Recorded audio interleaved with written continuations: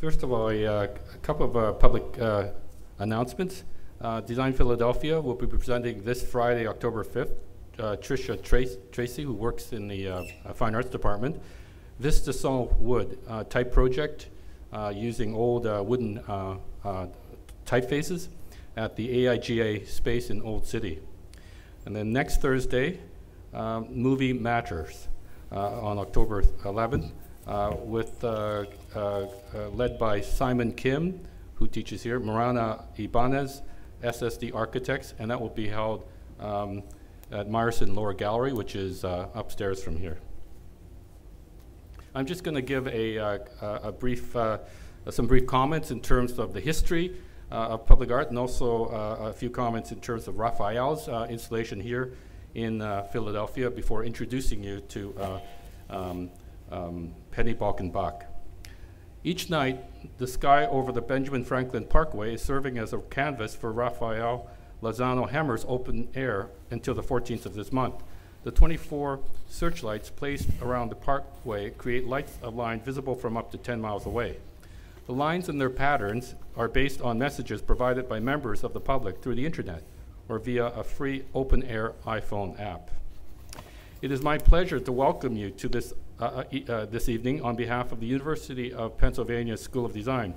We are proud to be interfacing with the City of Philadelphia through the Philadelphia Live Arts Festival and the Design Philadelphia Festival. Open Air is part of both festivals and represents the desire of Philadelphia to promulgate dialogue about the city through art in the public realm. Public art is comprised of two words, but it often functions like a portmanteau, two words collapsed into a singular term. The semantic oscillation between the words public and art reflects the historical tension that underlines the separation of art from life. This problem was especially acute during the first half of the Third Republic in France. Paris, in particular, represented a contested terrain on which an anxious French state sought to legitimate its power through public art.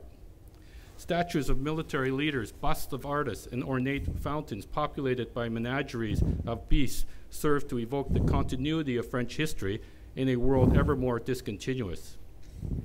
This discontinuity was marked by spatial uncertainty that resulted from the radical reorganization of the city and its environs through the process of Haussmannization. The French capital suddenly lacked the experiential and ideological coherence of the past as grand boulevards connected the many formerly physically cloistered and socially stratified neighborhoods, breaking down historically entrenched class demarcations. Moreover, following the collapse of the Second Empire, the state became increasingly insecure about the rise in power of civic bodies at the expense of state prerogative. In an attempt to reassert governmental jurisdiction, a massive state-sponsored initiative resulted in a plethora of artistic commissions that profoundly altered the experience of public space in Paris. Works of art ranging from monumental to ornamental in scale were installed in public squares, busy intersections, and parks, as well as innumerable unobvious spaces such as laneways and the ends of triangulated street corners. Decades later, surrealist artists would go on to challenge the officialdom embodied by these monuments by revealing the hidden and dissident histories that these monuments were intended to displace. To read public art against the grain of officialdom was to get at the limits of public space and speech. Applying a similar consideration to the public art of Philadelphia, Robert Indiana's popular love sculpture, photographed countless times each day by visitors to the John F. Kennedy Plaza, has resonance in the city of brotherly love, in part because there have been and continue to be moments in Philadelphia lacking in brotherly love. Think about the problems of poverty and crime in North Philadelphia, or think about the public education system, or ratchet forward one alphabetic position from the letter L to the letter M, and you have the word move rather than love, and a traumatic time in Philadelphia's history that is yet to be fully reconciled. Klaus Oldenburg's giant clothespin, situated in Center Square, is meaningful because the image of a clothesline backyard in a psychologically unfettered and peaceable neighborhood is difficult to retrieve. So what does open air say about Philadelphia? Commissioned by the city's Association for Public Art, the work makes use of light to bring attention to an event, while staging an event to bring attention to light. It aims at the spectacular while also being about spectacularity. Depending on the subject position of the viewer, the work might mnemonically trigger everything from Leni Riefenstahl's propaganda film, The Triumph of the Will, in which beams of light were used to call up Roman columns heralding a new fascist order, to the searchlight scanning of the skies during the London Blitz. From Ed Ruscha's pop paintings of searchlights to the festivities accompanying an awards show, such as the Oscars. Or it might not evoke any of those things in the viewer. Its evocations are open-ended. Open air functions as a generalized gesture to the nature of pageantry. As such, the character of the general, as opposed to the specific, permits the work a certain malleability that can be readily activated during different celebratory occasions. During the 2010 Winter Olympics in Vancouver, Canada, which is my hometown, an installation of 20 robotic searchlights flanked both sides of the mouth of English Bay, with viewers being called upon to participate in the creation of sculptural formations of light, much like they are here in Philadelphia. The Vancouver incarnation was titled Vectorial Elevation, perhaps referencing the modernist sculpture of Marc de Souverault or Alexander Lieberman, but also perhaps a sly commentary regarding Olympian aspirations, be it athletic or civic, as in Vancouver's desire to be recognized as a so-called world-class city. On the one occasion that I saw the work, low-hanging clouds and foggy air created for Vancouver an ironic parade of stunted and diffuse light shafts in search of an aperture in the sky to escape through. Abetted by the weather, Vectorial Elevation truly became immersive and claustrophobic. In the Philadelphian context, however, Lozano-Hemmer's work is not indexed to or supplemented by a specifically global event. The event is open air. The title hints at democracy in terms of the open airing of voices by requiring participants to determine the configuration of light beams. Think about how television shows today, such as Dancing with the Stars, also requires viewers to register their votes in terms of preference. Is this gesture towards public interaction an act of empowerment for individuals? Or does it simply underline symptoms of instrumentalization through social patterns? Rafael Lozano-Hemmer's open air holds all of these ambiguities and even contradictions in a taut artistic tension. Now I would like to introduce Dr. Penny Balkin Bach, the Artistic and Executive Director of the Association of Public Art in Philadelphia. As a curator, writer, and educator, Dr. Bach provides artistic direction for the organization, which was chartered in 1872 and dedicated to the integration of public art and urban planning. She works with artists, architects, civic leaders, city agencies, community groups, and cultural organizations. She is also the executive producer of Museums Without Walls, Audio, a multi-platform interactive award-winning audio guide created to engage the public with Philadelphia's preeminent collection of outdoor sculpture.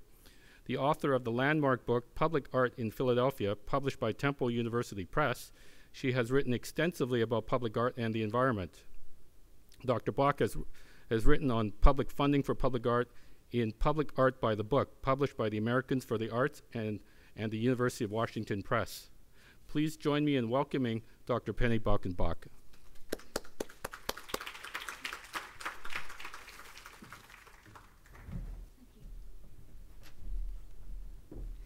Thank you, Ken, for that kind introduction. I'm so excited about this evening because we're going to witness the juncture of two very, very unique people in the world of public art and the world of thinking about public monuments. I'd like to tell you a little bit about Richard Sommer. He's an architect, urbanist, and dean of the John H. Daniels Faculty of Architecture, Landscape, and Design at the University of Toronto. Prior to 1909, he was on the faculty at the Harvard Graduate School of Design for a decade. where he also served as Director of Urban Design Programs. In addition to his focus on design in the context of broad trends in urbanization, he has been engaged in a long-term, multifaceted research project with Glenn Forley examining the transformation of monument making in societies aspiring towards democracy. His writings and projects have been widely published in Perspecta, Metropolis Arcade, the Harvard Design Magazine, and many others. And he is a native Philadelphian. So we're very excited to have Richard return to Philadelphia, where, of course, we have this incredible history of outdoor sculpture and public monuments. Rafael Lozano-Hemmer, I introduce you to, was born in Mexico City and lives in Canada. He develops interactive installations that are at the intersection of architecture and performance art and all sorts of other things. His main interest is in creating platforms for public participation by perverting, or as he says, misusing technologies such as searchlights, robotics, and computer surveillance. I would say that his obsession is, also quoted, to create intimacy, not intimidation. He's produced large-scale interactive art installations across the globe, including the 2010 Vancouver Winter Olympics that Ken mentioned, the 2010 Light in Winter Festival in Melbourne, Australia, the 50th anniversary of the Guggenheim Museum in New York in 2009, and the UN World Summit of Cities in Lyon, France in 2003. His work in kinetic sculpture, responsive environments, and video installations, because Rafael is someone who works large-scale outdoors and also in interiors. That work has been shown in museums and biennales in 46 countries. Concurrent with Open Air, I'm happy to say that there's an exhibition of his work on display at New York City's Bitforms Gallery and also at the San Francisco Museum of Modern Art. Now, his world premiere of Open Art, as Ken said, was commissioned by the Association for Public Art for a couple of reasons. One, to engage in innovation and the art of our time, which is one of the missions of our organization, to rethink public space, and to involve and engage the community while thinking about the design of the Benjamin Franklin Parkway. So you can see how our search for an artist to address all three of those ideas led us to Rafael. He was the artist for this situation. I wanted to also just say that the whole idea of monuments, anti-monuments, public monuments tends to, you can't talk about that without being in a sort of a time warp. And Philadelphia is a great example about that. And it was one of the ideas behind creating our Museum Without Walls audio program. And you can walk down the Parkway if you haven't yet and dial up information about each of the sculptures. But what you'll hear is not your mother's audio program, but a new kind of audio program that, that relates to all of the people who are speaking have a direct connection to the sculpture. It might be the artist's great-grandson or someone who had commissioned the work, etc. So this is the small tidbit I want to leave with you about our Museum Without Walls audio program. We, as you can imagine, we can measure the range of activity with the Museum Without Walls program. And we learned that more people listen to the audio about the Washington Monument than listen to the audio about Rocky. And it's an interesting notion. Maybe they're too busy taking photographs, that might be the case, but we were really excited to see that people are interested in public monuments. And part of our mission as well is to reconnect people with this past that we've lost. So that said, I first would like to welcome Richard Sommer back to Philadelphia and ask him to come up and talk to us about monuments.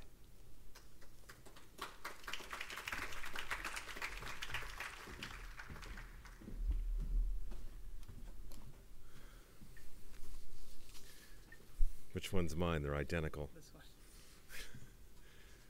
Well, thank you, Penny. I have to say, it's an incredible number of convergences. Well, there was the convergence that Rafael and I have had over the past couple of years, but then I realized there are some convergences between Penny and myself, and I didn't realize that Ken Lum had just arrived here, 3 weeks ago. He's from Vancouver, I'm from Philadelphia, I'm in Canada now, so there's a whole, there's a whole geographic game going on here. It is true, I grew up in Philadelphia. I was born and raised here, and this is a very unique opportunity for me because I rarely get to talk about several of the topics I'm passionate about all at once. So there's this idea of the Democratic Monument, which, by the way, is a bit of a stand-in for me for the term public art. There is Philadelphia, which I've written a couple of pieces about, the urban design of Philadelphia and other aspects of its development, and then there's Rafael's work, so which I'm not going to address directly in this talk, but we'll have a time to get back to later.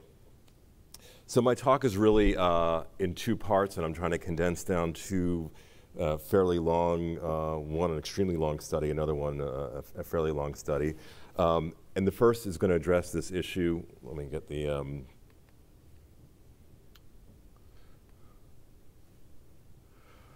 of the Democratic Monument, and then in the second part, I'm going to try and contextualize that in the context of Philadelphia to set the stage for what I think Rafael will probably talk about and what we'll have a chance to discuss afterwards. So for the students that are here, I think the fun, sexy part's going to come when Rafael comes up. I'm going to have more of the historical part.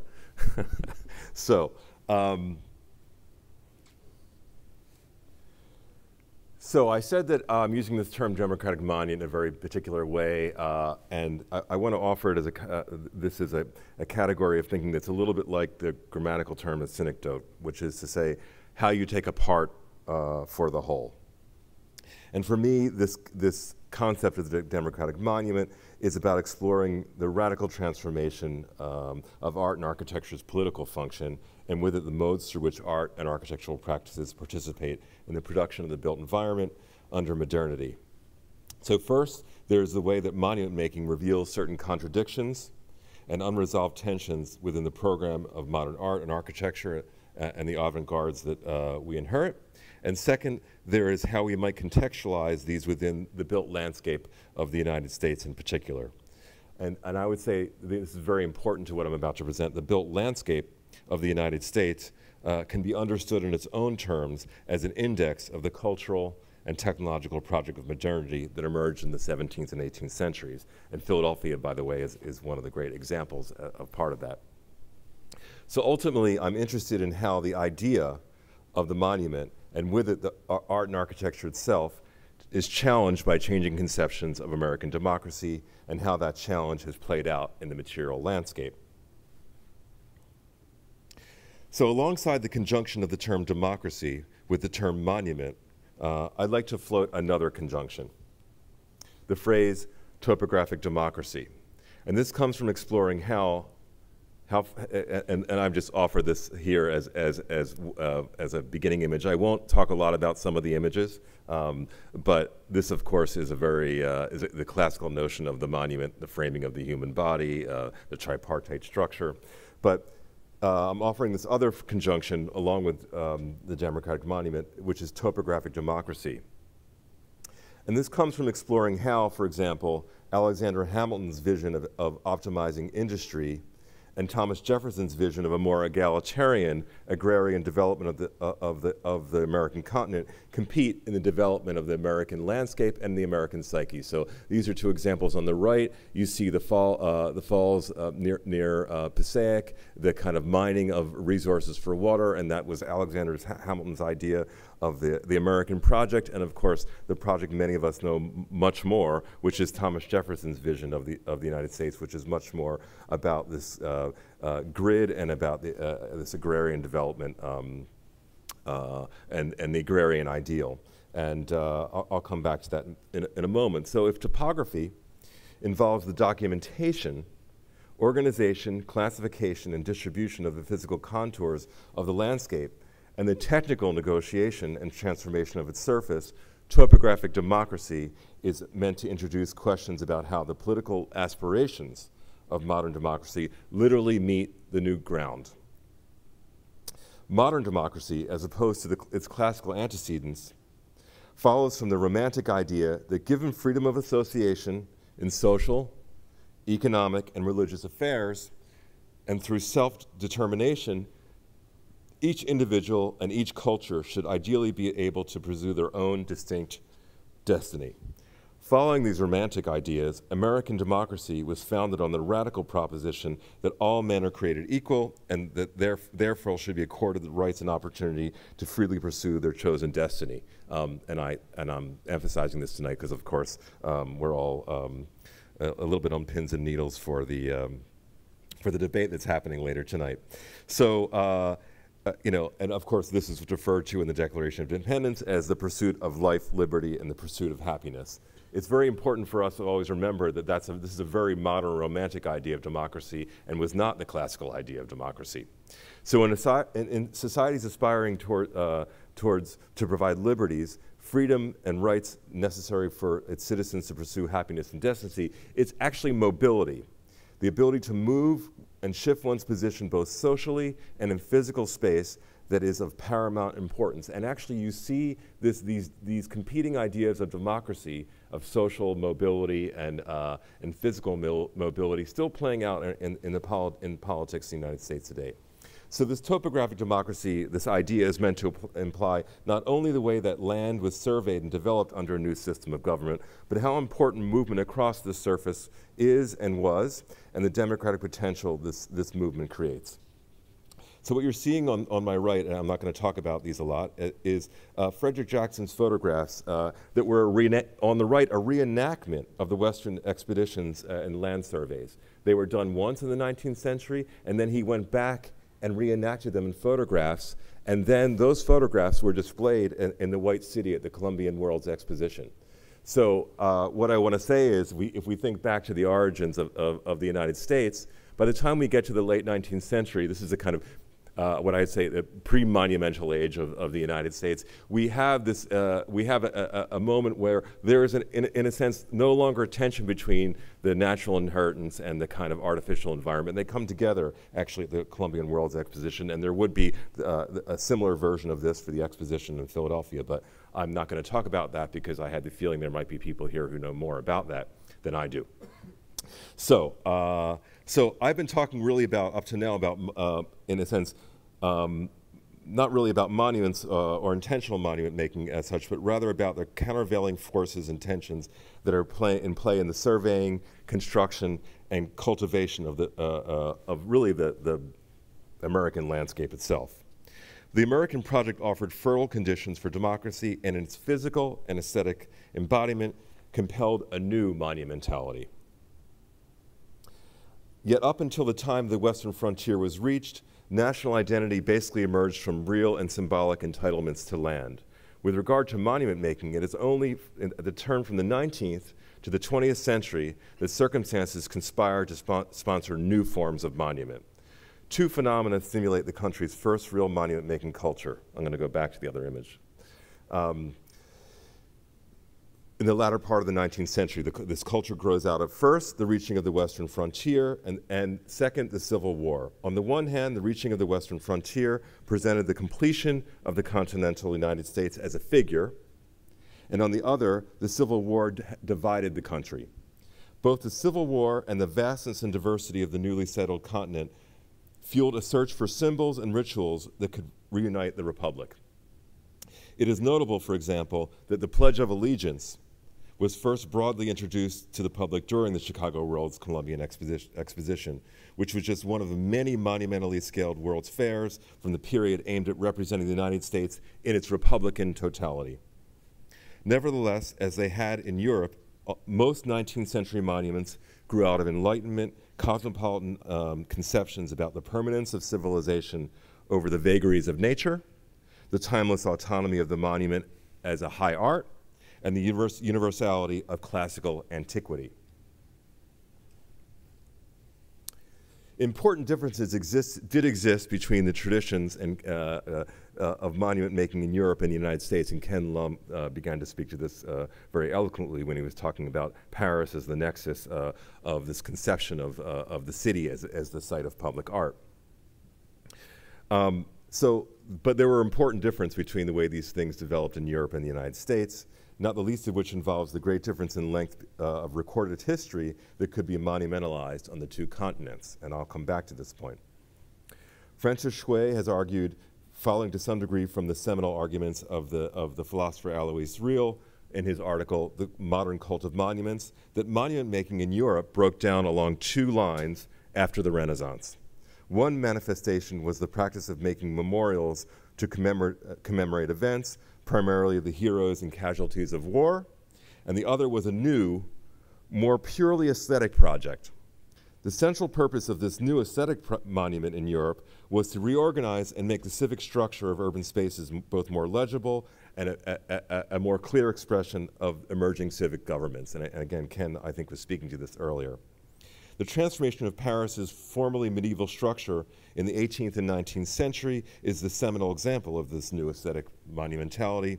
Although attempting to fashion the city as a great repository of world culture, as a work of art, if you will, a living museum has its own distinct political ramifications. And I would just mention here that with the project for the Parkway, not Raphael's, but the original one, part of the larger Beaux-Arts, which was really part of a larger Beaux-Arts scheme for Philadelphia, which I'll show in a few minutes.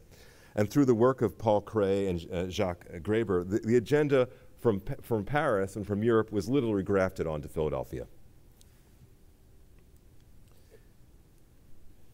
Yet the displacements from Europe to the United States carried with it significant problems. The circumstances for building neoclassically inspired monumental architecture in the United States were quite different than in Europe. For example, while some memorials to war dead and heroes were made, for example, the Bunker Hill Monument in 1843 in Boston, or actually in Charlestown, which is next to Boston, the aesthetic monument met with a great deal more difficulty. Coming out of the 19th century, monuments were sponsored by elites in the United States to promote Republican ideals of cultural consensus and good citizenship, and to assuage fears that democracy, unchecked, would inevitably bring about political factionalism, social disorder, and a general sense of rudeness. These monuments were more pragmatic and overtly political in their purpose and symbolism than the aesthetic monuments of Europe. Yet even this tradition of monument making in the US had early critics. Alongside the desire for Republican stability, the 19th century gave rise to a romantic search for a, quote, authentic, unquote, American identity, distinct from that of England and Europe. Thinkers such as Ralph Waldo Emerson and Daniel Webster instilled with exceptionalist notions of the uniqueness to be found in the natural and political conditions of the United States, were, for example, highly suspicious of the neoclassical monument's European origins. Emerson, favoring the natural landscape as a sufficient expression of national identity, went as far as proposing a moratorium on monument building, writing in 1856 that, quote, "The views of nature held by any people determine all their institutions," end quote. Now, a lot of philosophers would have have had a field day with what he means by nature, but I'm not going to go into that today. Webster, favoring oratory as a force for public memory, dismissed monuments as irrelevant for the United States. For these influential 19th century figures, the cultivated landscape, like Fairmount Park, and man's action within it was understood as the proper propelling symbol of a forward-looking culture. Now, by the 19-teens, monumental, in the beginning decades of the 20th century, the monument had already become the subject of contention and was described by some as seemingly irrelevant on both sides of the ocean. some of you will be familiar with, this is an image from Sant'Elia City Nuovo, which ironically is highly monumental, but of course the Futurist Manifesto, about half of it is a tirade against the old monuments of Europe and in their staid, stone, static condition. And he was here trying to articulate a highly plastic, kind of teeming architecture of trains, planes, automobiles. So the whole thing is a kind of hive of movement, yet has this kind of oddly monumental form. The monument had become a subject of contention, as I said. Technological advances in electrification, transportation, and communication valorized progress over tradition as a determining social force and challenged the primacy of the monument as a medium of cultural expression. Beginning with Marinetti, as we see, the modernist avant-garde rejected the entire practice of monument making as a vestige of history, opposing, at least rhetorically, the very notion of permanence in the built environment. Further, and when we move further into history, let's say into the Second World War, the totalitarian regimes of Hitler and Stalin and others exploited classical monuments as props to legitimate their power, essentially rendering all classically styled monuments taboo for political progressives by the middle of the 20th century. So during the Cold War, any kind of style of architecture like this on the other side of the political spectrum was rejected, and that's why you had the United States even advocating for the government advocating for things like abstract expressionism because it was seen as a political issue. So, and of course, these images are often mentioned in the context of contemporary art that makes use of technology. You'll know these as the light cathedrals of Albert Speer. Actually had a partner. His partner's name? Anyone know? Anyway, I got it here in my notes somewhere. So this is actually the rally in Nuremberg, and then another kind of light cathedral that was done in Berlin. So, as early as the 1920s, going back a little bit in history, the Viennese author Robert Musil commented on the invisibility of monuments, observing that, quote, in short, monuments ought to try a little bit harder. Well, he didn't say bit, ought to try a little harder, as we must all do nowadays. Going on, he says, we recognize how backward our monument art is in comparison to contemporary developments in advertising, end quote. The seemingly inescapable presence of the monument and monumental architecture as a physical fact around which the modern metropolis had emerged was found by Musil to be incidental to the conditions of lived experience, which were increasingly perceived as anti-historical, unheroic, and fleeting. So I don't know if you caught this photographic sequence here, but does anyone know what that image is? On the left, Pennsylvania Station in New York City, which was when they ripped it down, it was a grand building designed by McKinley White. When they ripped it down, it was actually the turning point that created the preservation movement in the United States. But notice what is on the far corner from Pennsylvania Station. So Pennsylvania Station's gone, but what remains? The advertising actually on that corner has persisted and just become even more grand, monumental even. So the speed.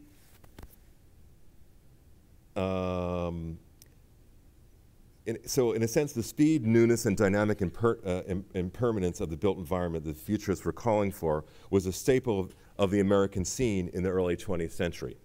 Modernity was an everyday practice in the United States at this time.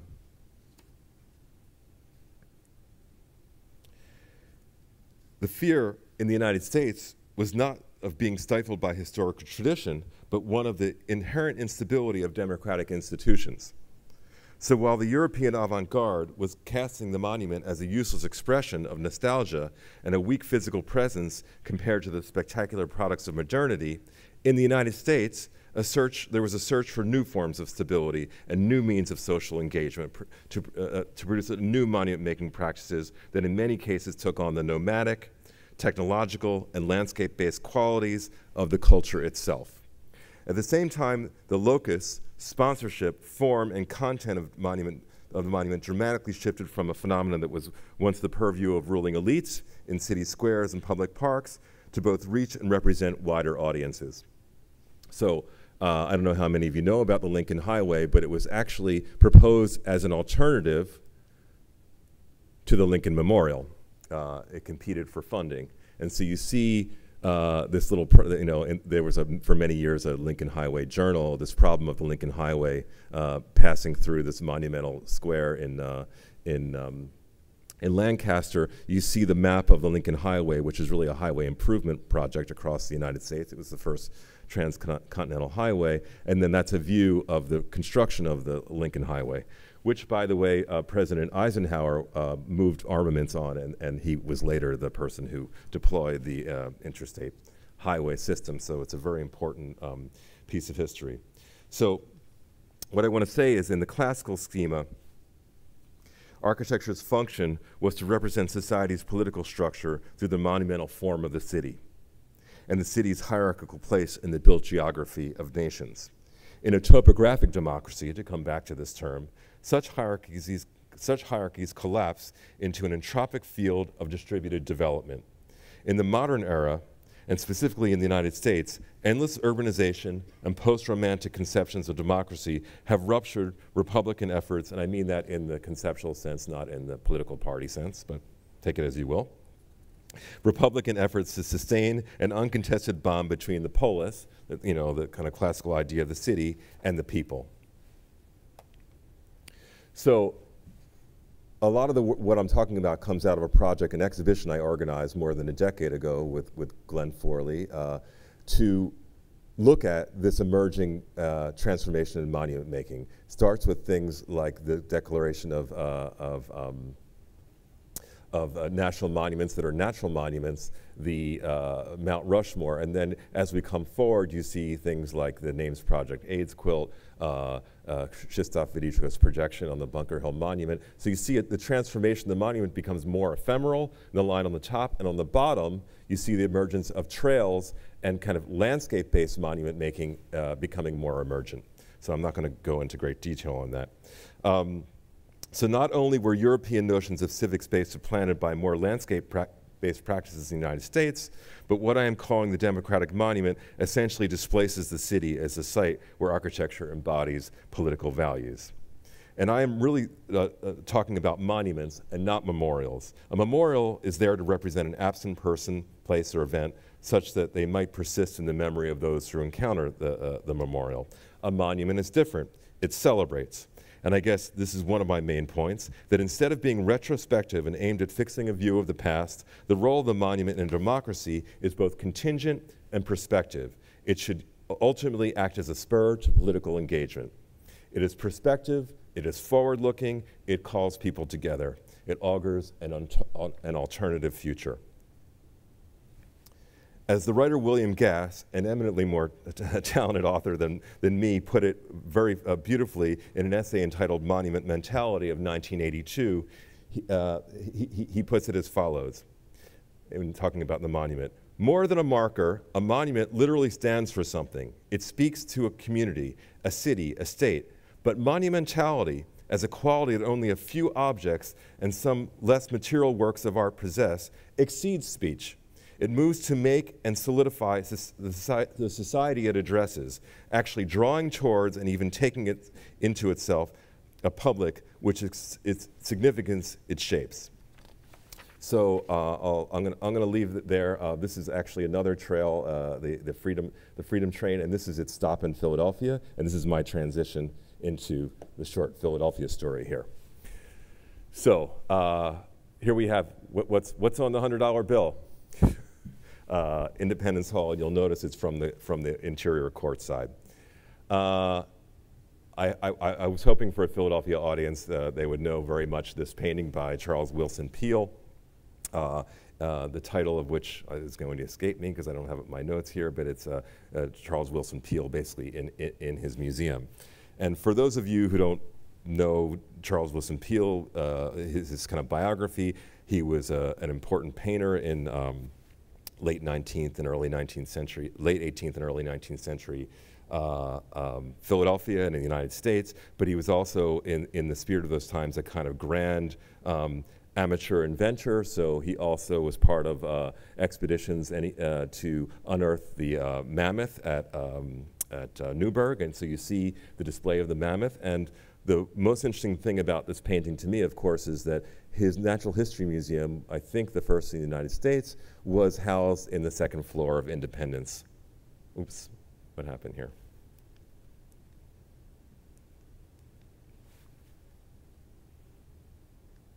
Okay, was housed in the second floor. This is a drawing in the study for that painting.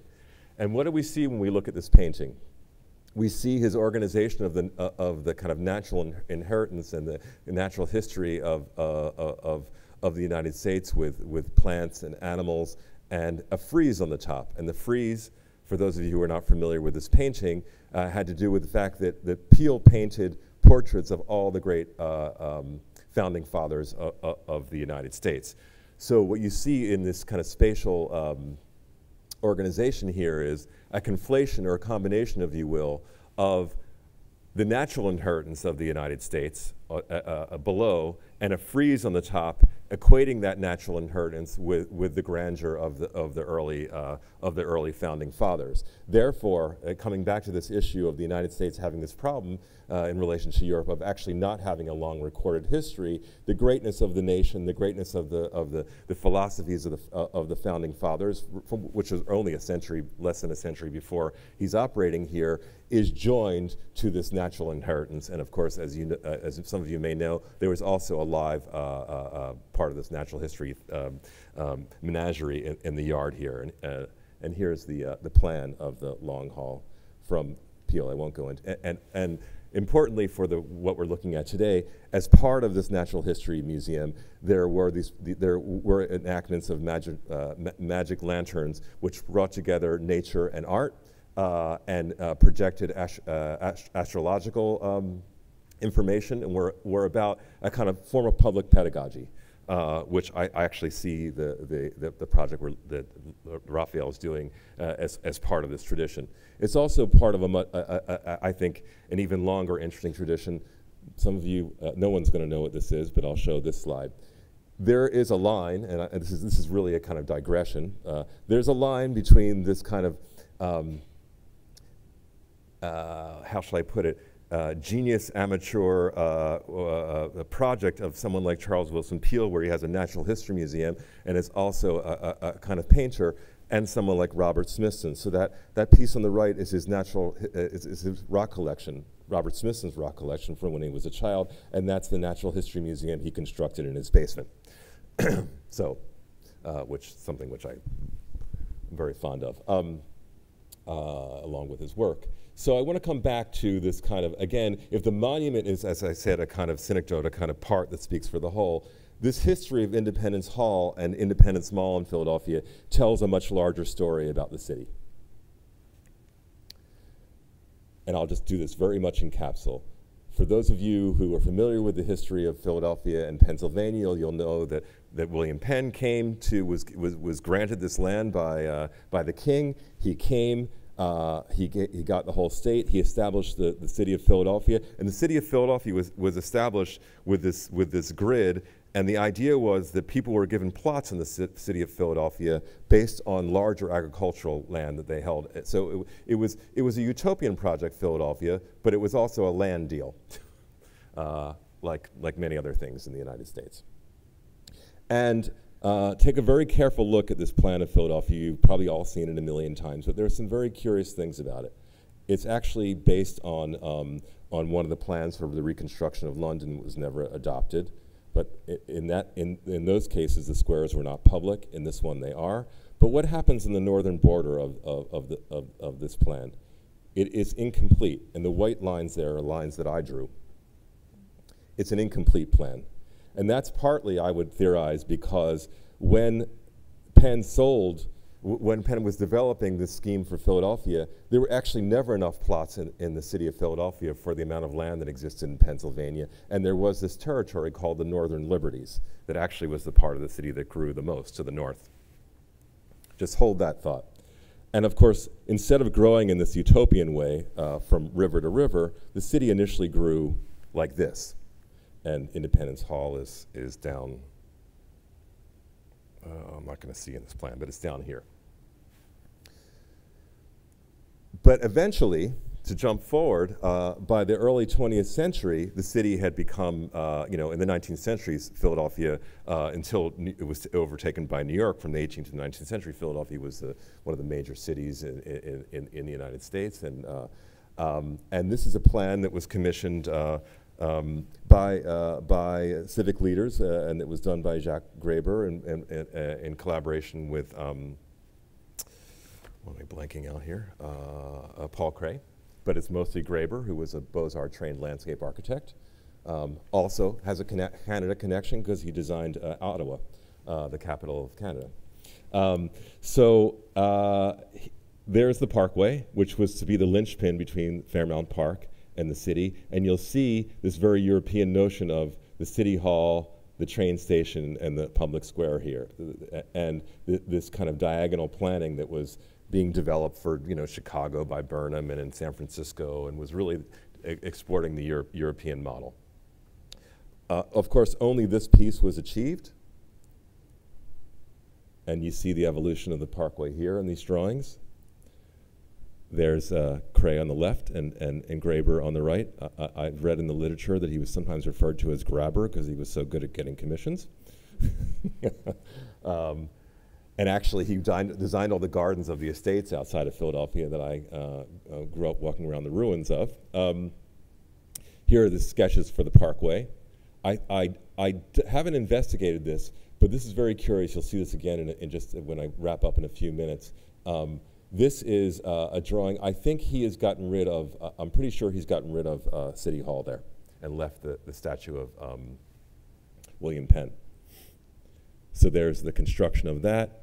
So what happened in this plan, what was very interesting is around the same time, when we use the word Independence Hall in Old City, that is actually a term that was made up only after Lafayette, the Marquis de Lafayette visited, and they made a big pageant and ritual. It was renamed after Lafayette visited in the early 19th century, and the kind of mythology of the Liberty Bell and Independence Hall only grew up starting in the 19th century. And you see it actually down, not well oriented here.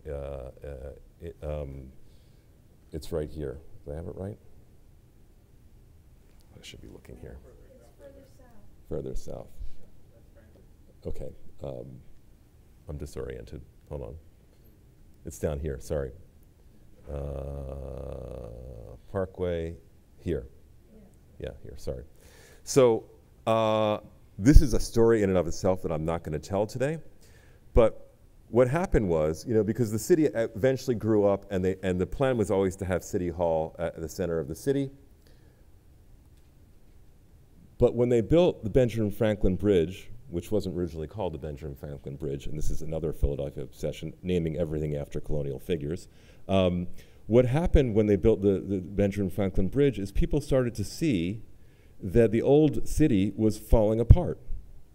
And it also dropped a bunch of traffic. Oops.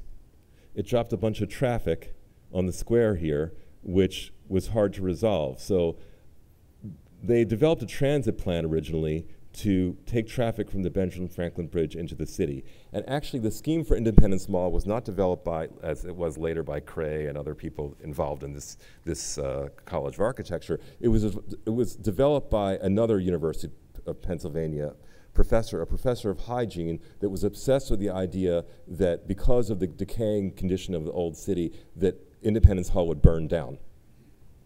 So he proposed this scheme, Egbert, and there was an obsession, by the way, as I'm saying, with Independence Hall. This is Independence Hall at the 1930s World Fair, and this kind of Independence Mall was deployed many times other places before it was here. That's in the World's Fair.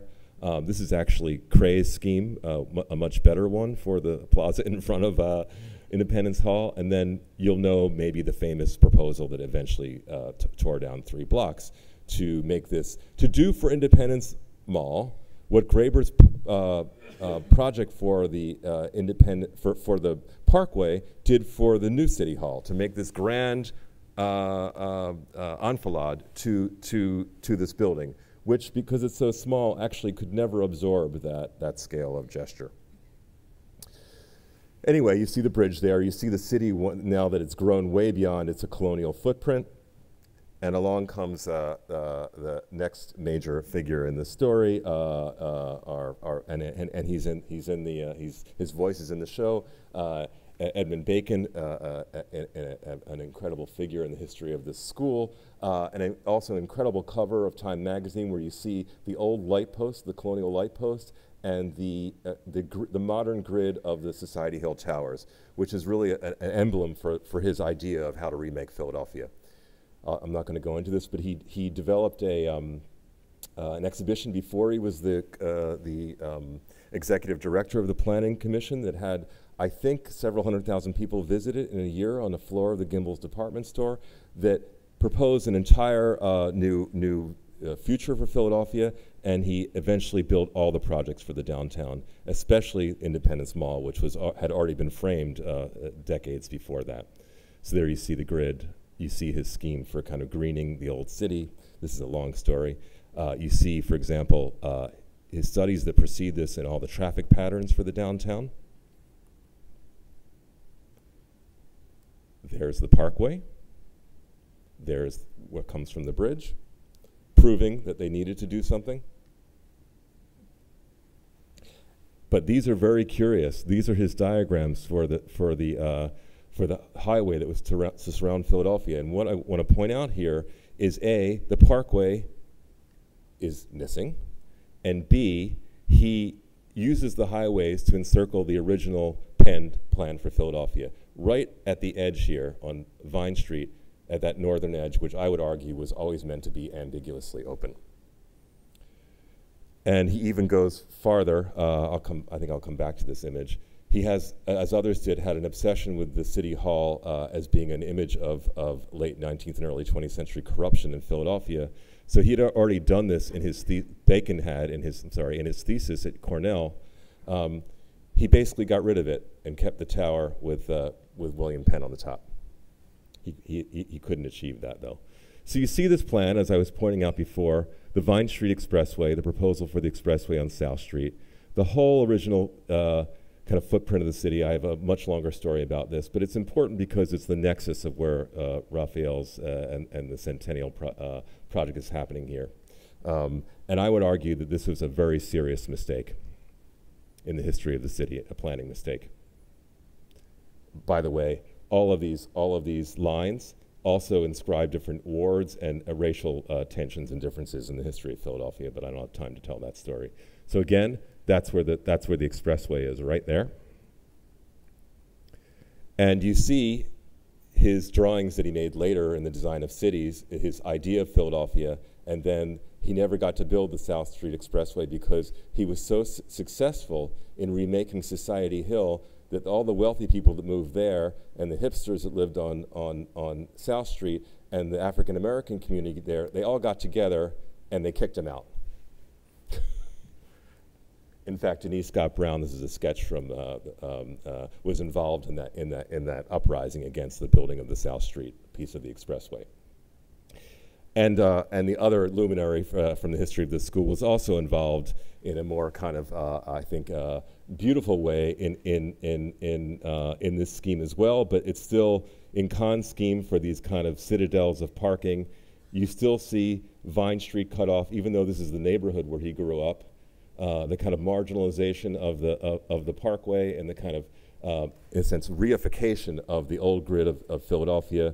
And you see in this amazing drawing, the only buildings that still exist is Independence Hall, right there.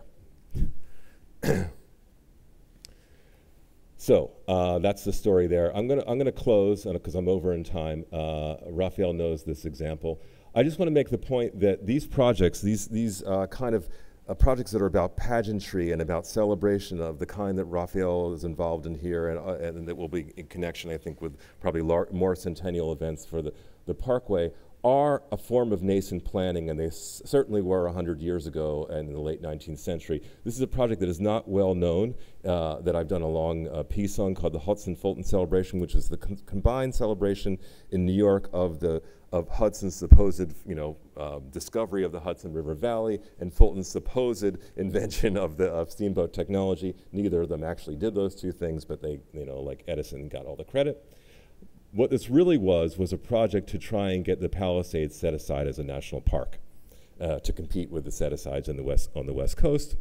But it was an amazing celebration that involved reenactments. It was a river pageant that went all the way from New York, started in New York City, and went all the way up the Hudson to all the cities up to the capital in, what's New York's capital? Albany. I'll just go through these slides quickly. These are the historical reenactments of the floats, some of which didn't come off so well. These are the human flags. These are in all the cities they had light. They lit up all the monuments as they went up the Hudson, and there was something called the Ryan Scintillator, which precedes by 25 years Albert Speer's events and the illumination displays in Germany, with this giant lantern where they pump fog out, and it happened every night during the New York portion of the celebration, and the Wright brothers flew through it. So you see in this postcard this kind of allegory of the past and the future for the Hudson Fulton celebration. But really this is what they were trying to do, which was to map and make an argument for the Palisades as a nature set-aside. So if in closing, I would say that today, this is actually satellite technology map of protests during the Iraq War in San Francisco, and showing that technology exists now to count how many people come into public space. So it's sort of like Ed Ruscha meets people counting. And I think I don't have my last slide. Let me go. The last slide I was going to show, and maybe I'll dig it up for our discussion, was a slide from a happening in the late 1960s by Alan Caprell that I think is an important, let's say, counterpoint to what I've been talking about, because I've showed you a lot of historical material, but there really was in recent history, and I see Raphael's work in this tradition, an attempt to re-engage and reenact the kind of engagement of the public in through the artifice and the means of the work of the artist. So Alan Caprell used to organize these events where there would be a script, there would be a site, there would be sound, there would be music, and the thing would play out, and the thing was completely unpredictable, and it was an attempt, in a sense, at a time in the United States when people were leaving the city, and when the, let's say, unpredicted and unscripted engagement of the public in the space of the city was falling away, where art practice developed an agenda to actually try and reignite that. And I think we're still struggling with that. So thank you.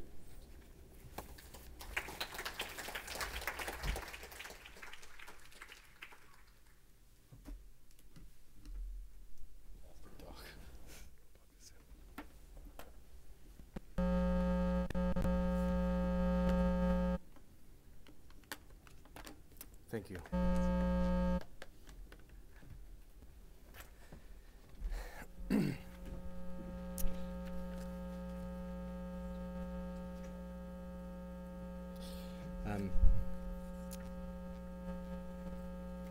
We got our sound, yes. I'm very, very honored and happy to be here with you tonight. It's absolutely wonderful to speak after some of my heroes. As you know, I'm a very nerdy artist, but I've realized that actually the kind of nerds that I love even more than the programming nerds are the history nerds, like Penny and Richard, because in a way it helps us defeat this term of new media, which I carry with me as well as my colleagues, which is of course a really annoying term to describe a very wide variety of different artistic practices that are interdisciplinary, and then they're a couple hundred years old. So I'd like to let you know what we're going to do is I'm going to show you just some brief examples of some previous works that inform the work Open Air, and then we'll have a short video, which is just 5 minutes of of actual footage from open air that I edited this morning. So forgive me if the quality is not so great. I'm an artist who works at the intersection, as Penny said, of architecture and performance art. I've been working for about 20 years in a line of work I call relational architecture. The word relational was used about 3 years before Nicolas Bourriord used it in his text called Relational Aesthetics, which, as you may know now, pretty much everybody is kind of trying to disassociate themselves with that term of relational aesthetics. But for me, the word relational was coming more from Lydia Clark and Elio Tichica, the Brazilian neo-concrete artists who were making very interactive and malleable and foldable sculptures. And for me, the word relational was a way to separate myself from certain other keywords that were happening at the time in the late 80s. The words mostly were postmodern, and then the early 90s virtual. So, I mean, just like those two terms that I just mentioned, the word relational now has become unhip. But I'm still calling them relational architecture just to be consistent. And we've had 19 installations so far in public space. But I do different kinds of work. I do a lot of work indoors, and what I'll show today only is outdoor work. And we'll start with a project that is a shadow play, a large-scale shadow play that we recently did in Trafalgar Square in London. And then we showed at the Venice Biennale. No sound, thank you. No sound. I'm trying to understand the sound. Can you bring it in slowly just to see if there's no grounding problems? Okay. What I'm going to do is I'm going to remove this and I'm going to put the sound directly from my microphone. Okay, because we're okay. Okay. So this project is basically a shadow play. It consists of thousands of video portraits that are interactive, that are projected onto the square where the project takes place. It could be up to 2,000 square meters of interactive projections. And as you approach one of these portraits, what you get is a surveillance system that actually detects you. The portraits wake up and establish eye contact with you.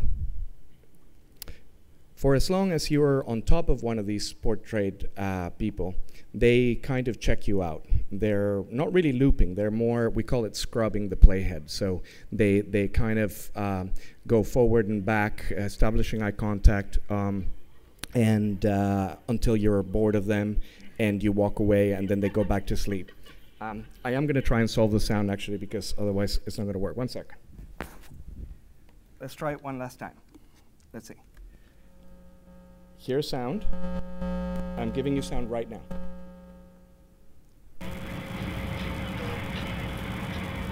Do we hear the sound okay? Okay. So I hear like really intense grounding problems. Okay, great. All right. So what happens in this kind of installation is that there is no proscenium, there is no narrative, there is no cathartic moment. These projects are intended to be much more as public fountains than as cathartic spectacles such as fireworks displays or Sonne Lumiere spectacles. The projects take place starting at 6 p.m. and they go until midnight, and they take over a public space without necessarily calling in on a particular time for the beginning of these of the same. Yeah, I'm sorry. I'm gonna. Oh, you solved it. I don't know what you did, or did I solve it? Okay, I solved it. Excellent. And here we have some of the technology that goes behind this. There's a surveillance camera that not only detects where people are, but it predicts where people will be in the future. So those little crosses that you see are actually the trajectories extrapolated into 3 seconds into the future. And that kind of material, is useful because then the system, for instance, for this person here, can predict that the person will be right here and will put an actual portrait in his or her path. So the idea in this project is that you walk toward the portraits don't walk toward you. And the actual content of the project is crowdsourced, which is to say we have 1,000 volunteers from the town where the project has been performed who are free to self-represent in any way they want, except at one point they are asked to look directly at the camera. And that is the moment that we trigger when the shadow is in fact overlaid on top of the portrait. This kind of project intends to have a public takeover of space while enhancing like the sense of entitlement or let's call it self-representation in public space. So this is some of the thousands of portraits that were taken. And while the quality of the content may not be something akin to the masters of video, people like Pipilotti Rist or Bill Viola or Gary Hill, there's a certain immediacy that I'm really interested in evoking with this kind of work, and as Penny also mentioned, an intimacy. So I want to be able to have a relationship between the spectral bodies and the public who is just walking in the square.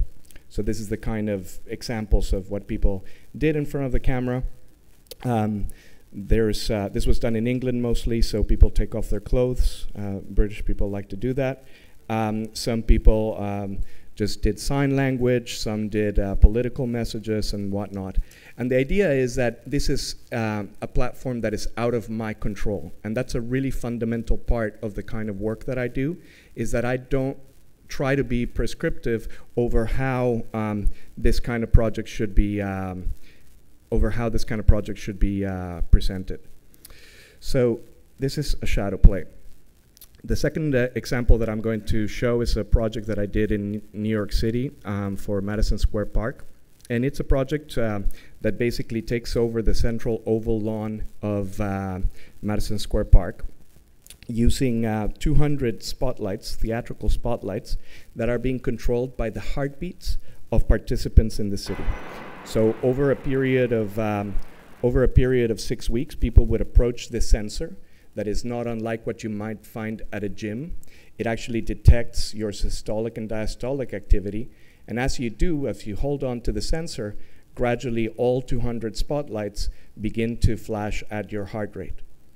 Crucially, once you have participated, you remove your hands from the sensor, and the computer remembers the particular recording, and it puts you on the first light bulb.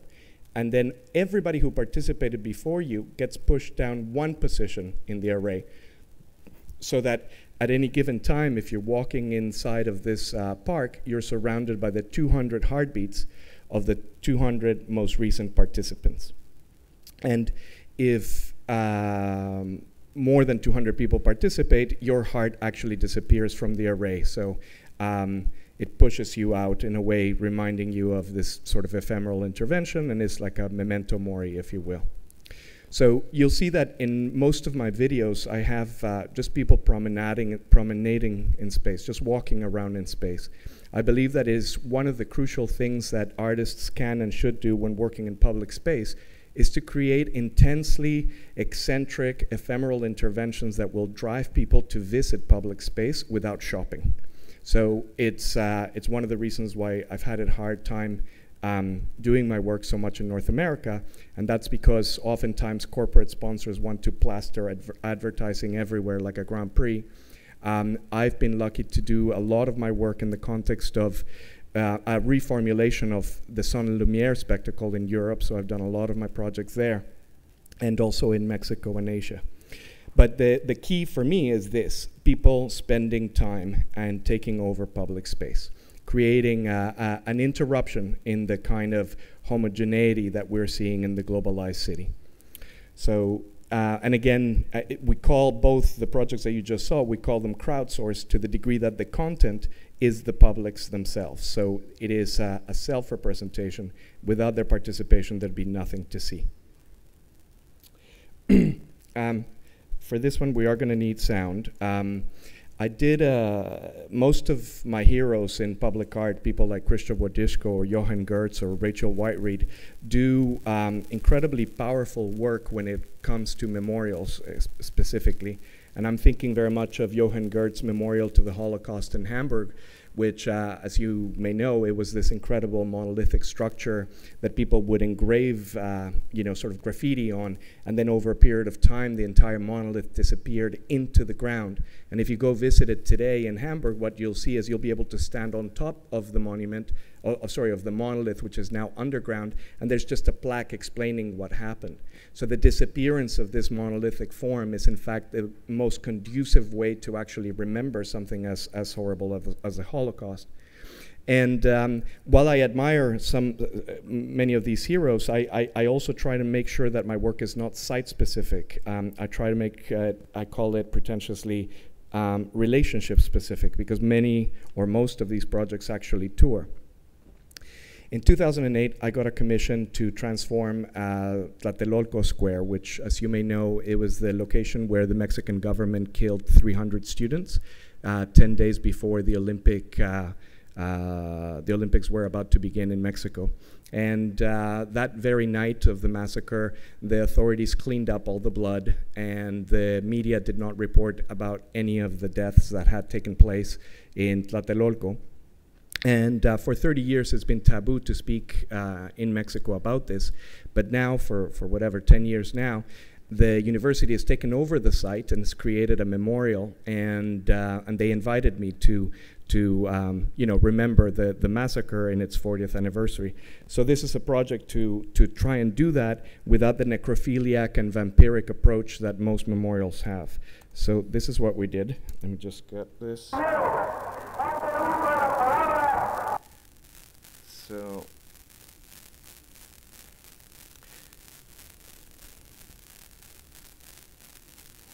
bueno, mi comentario es acerca de la represión que vivimos en este momento. Los mártires, todas aquellas personas que lucharon, que vieron por el futuro, pues muchas veces los dejamos en el olvido o solo recordamos la típica frase, el 2 de octubre. So the person's voice in the megaphone actually gets converted into flashes of light that go from the site of the massacre, the plaza of the three cultures, and hits the Ministry of Foreign Affairs. Anybody is invited to take over this megaphone.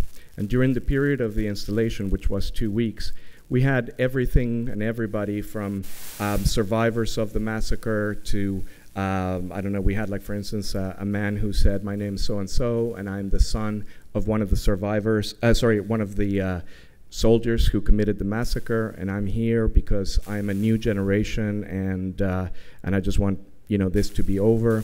We had a fireman who came onto the site and said that he wanted to denounce the fact that routinely the Mexican government asked him to put a coloring dye into the water tank so that when he would spray protesters, they could be identified. And he said, I became a fireman to try and help people, not to be part of the apparatus of oppression. It was just an unbelievable opportunity for people to just sort of speak their mind about a subject that has been held up for so very long. And Voz Alta is really inspired by the work of Estridentista, which are the Mexican futurists' work in the 1920s, which worked with megaphones, worked with radio technology. They made a manifesto for Antenna Man. The idea that somehow the poet or the creator or the general person can in fact translate their voice into the public space. And for the Estridentistas, the public space was not just something material, it was also the radio waves, and it was also light. So in this project, once people spoke onto the megaphone, their voice would hit the top of the ministry, and then from there, the voices would go onto the rest of the city. They're the same searchlights that we have here in Philly, so you could see them from 10-mile radius. But crucially in this project is when you would see the lights blink like that, you could actually tune to FM 96.1 to listen live to what the lights were saying. So in a way, completing the cycle of communication and penetrating the radio waves. So la matanza de pueblos y estudiantes indefensos perpetrada en Tlatelolco, octubre 2, 1968, y los culpables no han sido castigados. Todo el sistema judicial mexicano es visto por la ciudadanía, según todas las encuestas, como algo ajeno y contrario a ella. Ahí están las matanzas del 10 de junio de 1971. So in a project like this, one of the really key things is to have no situation where people stop you from saying things, and you become trusting. You need people to self-moderate, and we've seen that in public space. We've also seen it in this kind of artwork. In the end, this project not only had all of these sort of neighbors and survivors speaking, we also had marriage proposals, we had shout-outs and rappers and urban poets and so on. And that's part of the important thing of this, to get a variety of different activity. Crucially, when this project, nobody was participating, we had an archive of salient intellectuals and survivors of the massacre who then would play back at the same time and mixed with the live participation. And you'll see how we're also doing that in Voz Alta, in open air to an extent. So that was a project from a couple years back, and it really is the line of work that I wanted to continue and explore more here in Philadelphia with this opportunity at the Parkway. I'll show one last sort of project of self-representation. This one is a funner one. It's called Sandbox, and we just did it in Santa Monica Beach. And it's a project that takes place in a festival, kind of like a Nuit Blanche kind of deal. So it's only one night. But we put two very bright projectors on a scissor lift. And those scaffold units you see over there are, in fact, two sandboxes that are opposing each other on the beach.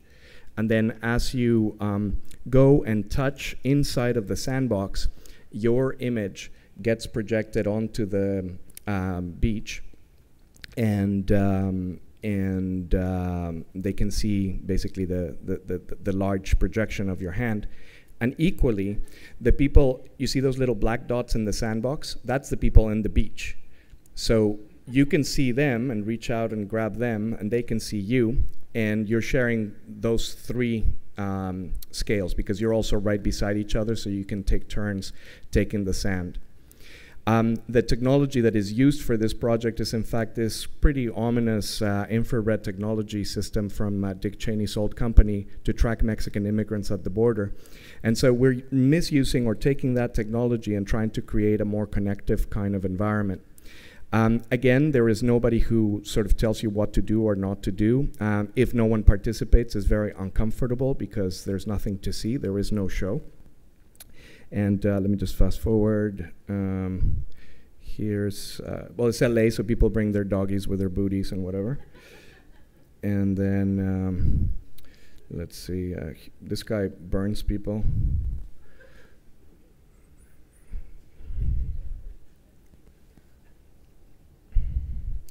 So I hope this is not what you mean by democratic monument, Richard. Here's Coca-Cola guy.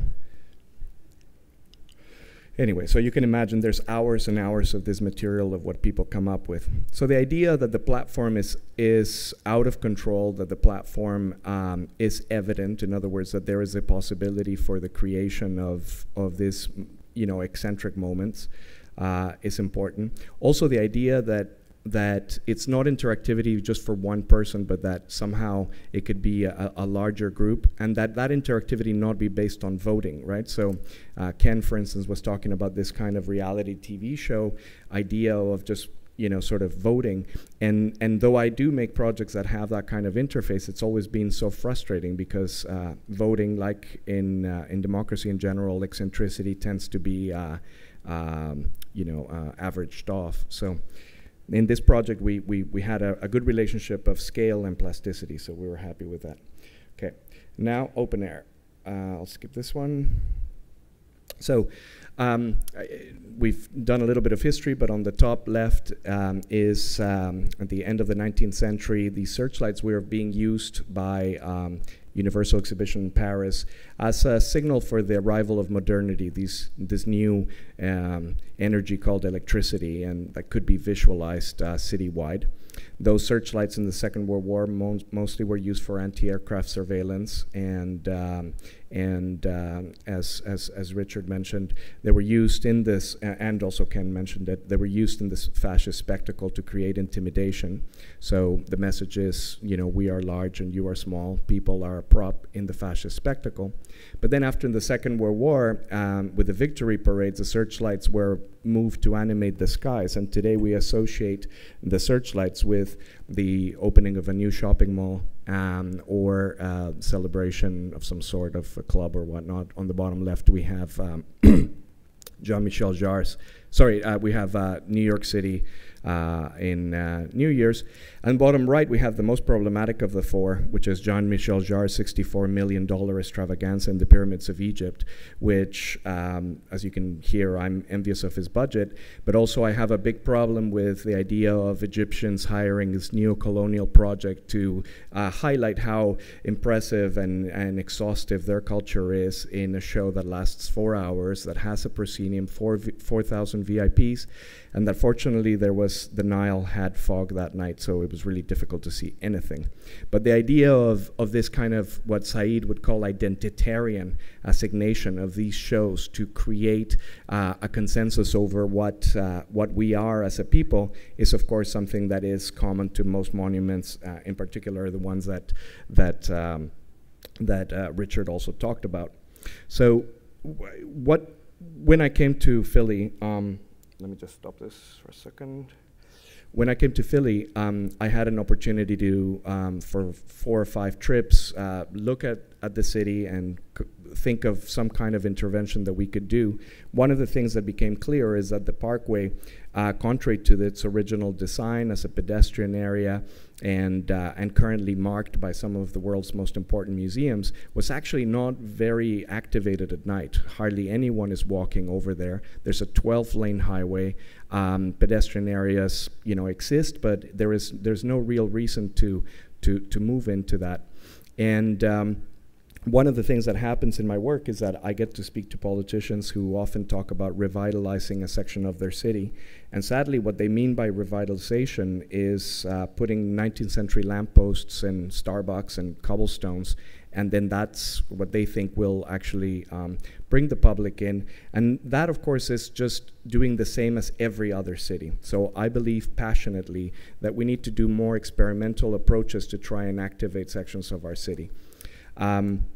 Open air is these 24 lights. You've seen them, but I'm going to show you just a brief video with some of the samples of sound that we've actually gathered through the project. I'm happy to report that we've already had 50,000 participants, so that's a really nice number of people. And I'll play you some of the tracks that we've been generating. So let's see if we get the sound. No? Okay, 1 second, that's me. Our volunteer fire company, and I'm proud to report attendance at drill night has doubled since I started in with sweet potato gratin with bay leaf cream and steamed clam chowder and spicy Vietnamese noodle soups. Ben Franklin insisted his fire companies bond over good food. Men who eat together know who they can trust when the fire hits the fan.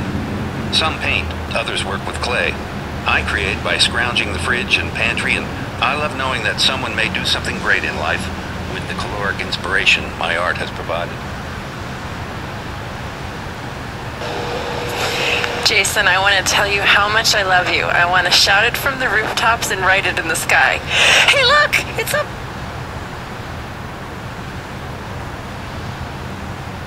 Being the young man who wants to do something by himself and not copy the others, not use too much of the tradition, my research was in that direction, to find some way of expressing myself without being a painter, without being a writer, without taking one of these labels, and yet producing something that would be an inner product of myself.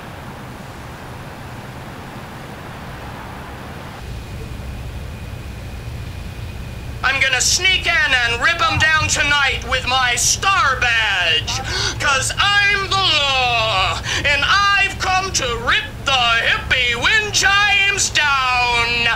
Rip, squeak, flick, fuck. Everything is tilting in my favor. Well, Get to bed. Here we are, up on the deck with friends, overlooking the lights of Philly, one of which is my boyfriend Gavin, 8 years ago. This song played a significant role in our summer romance. Here we are at the end of another summer, still romancing, hanging with friends, having cocktails, and looking forward to many more. That is, friends, cocktails, and romance.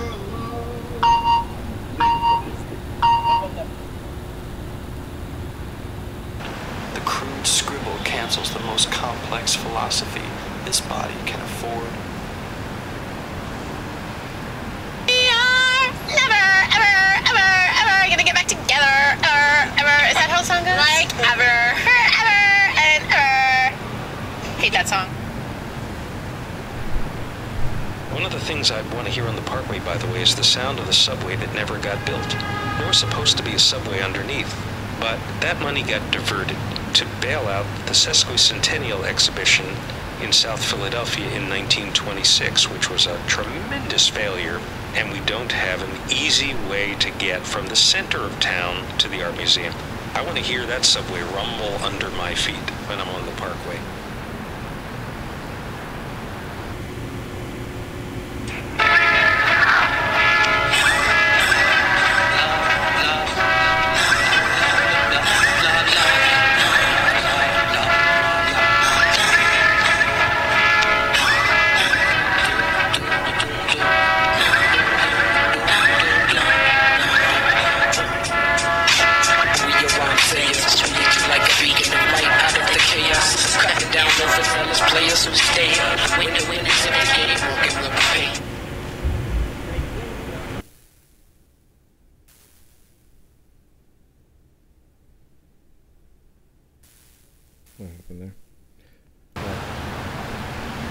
We'll stop there, but you get an idea of the amount of variety that we have in the program so far.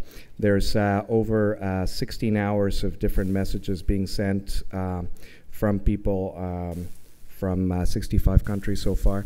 And what we've done is we've invited Elizabeth Perez Luna to populate the archive with salient voices from Philadelphia. So we have Buckminster Fuller, who was here at UPenn, or Marcel Duchamp. Then we have people like Santi Gold or Tina Fey or Questlove to bring in that kind of diversity. The idea is that the project have this kind of variety and that it work kind of like a voicemail system. If you has anybody sent a message to Open Air yet? 2, yay. Thank you for participating in interactive art. Without you, we're nothing. Basically, it's if you haven't tried it, it's a cell phone app or a web page which allows you to send your own message onto Philly. And then as the message arrives into the city, we analyze it for its frequency and volume, and we interpret the light show based on what it is that you said, and crucially also where you are, because your smartphone has a GPS tracker that tells us where you are, and all of the lights go out and search you out in the Parkway and create a canopy of light right on top of you, which in a way is kind of fun because you feel like there is this sense of being in the limelight, this 15 seconds of fame. On the other hand, it's a very violent and predatory and Orwellian strategy, because for me, light is not necessarily just enlightenment and spirituality and all those beautiful Quaker things, but it's also, as a Mexican especially, is the light of interrogation, of helicopters searching for migrants, and is the light that blinds you. Goethe said that the darker the light, the brighter the light, the darker the shadows. And I'm interested in that kind of ambivalence between the seduction of participation and the violence of the tracking and of the policing of the public. So the project is going to be live every night from 8 p.m. to 11 on the Parkway. And you can go and visit inside of the webpage all of the different sort of material that has already been put in there. So that some of it is really quite exciting. We've already had 25 marriage proposals. We've had everything from yodeling to rapping. We've had all sorts of memorials to people who have sadly passed away and so on. I don't seem to be online. Yes, I am. Hi, Seon. This is Nick. Is that Philadelphia is 6,927 miles away from Dubai, but tonight it doesn't seem quite so far away. I miss you. I'll see you soon. All right, so someone in Dubai shouting out. Kaylin, I love you more than anything, and no matter what, I want to spend the rest of my life with you. Will you marry me?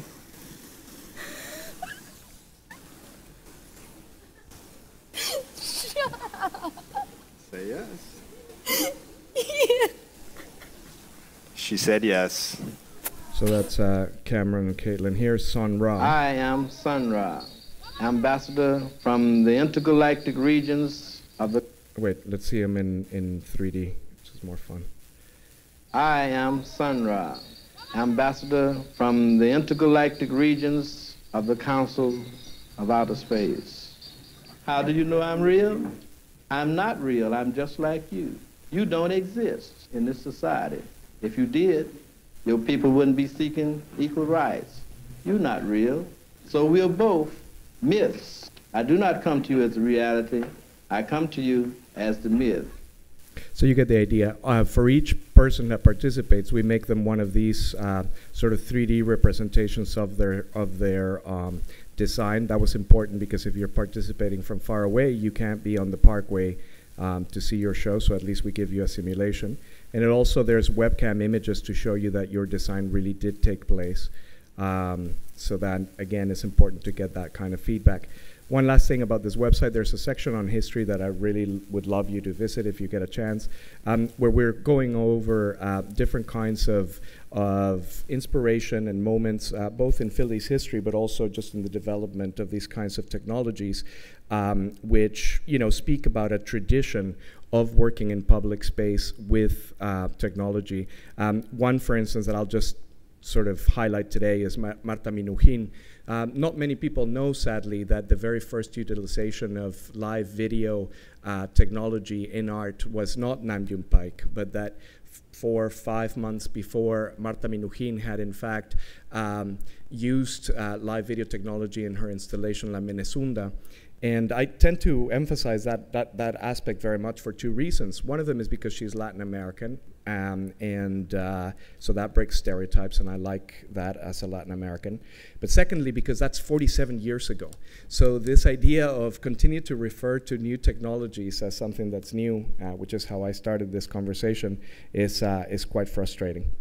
So anyway, this is the section. There's Venturi's plans for a searchlight piece in the Parkway. There's all sorts of different sort of interactive installations that you can check out. I think that time is short, which means we should go quickly into questions and/or discussion. But yeah, all right. So that's it. Thanks.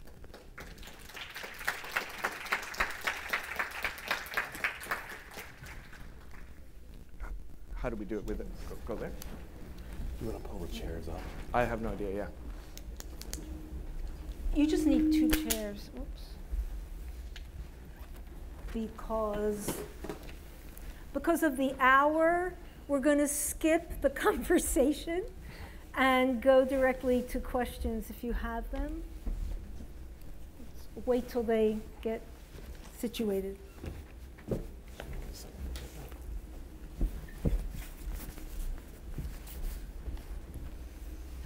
If you don't ask questions, we'll talk. Yeah, absolutely. Oh, it works. I have a question. So for Rafael, I'm really curious about why you chose to have the interactive part of this particular piece be something that takes place on smartphones and on the computer, because earlier you showed in all the other pieces that you had done, and you really talked about wanting people to get out and promenade.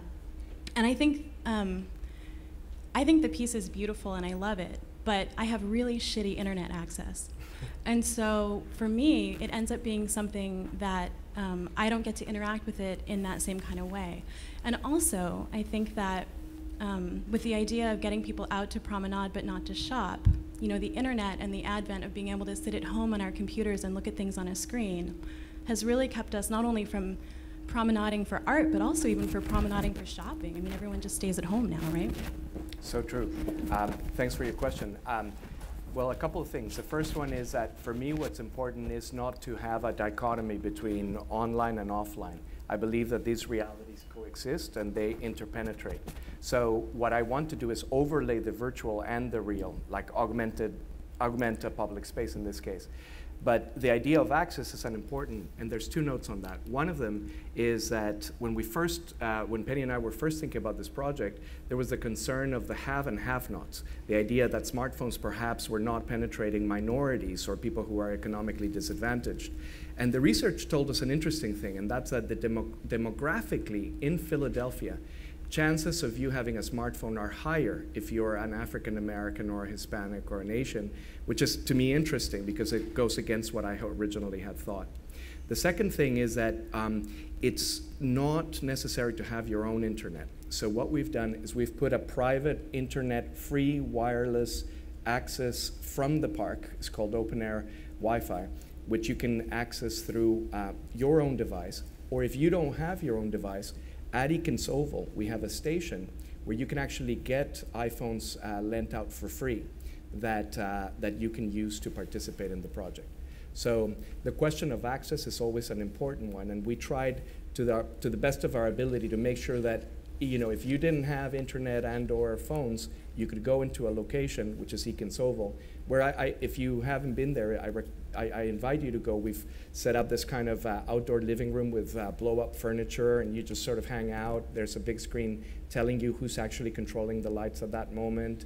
They lend you, I try to get alcohol in there, but somehow we couldn't, but it's the only thing we're missing. Other than that, we have everything. So please join us at Eakins Oval.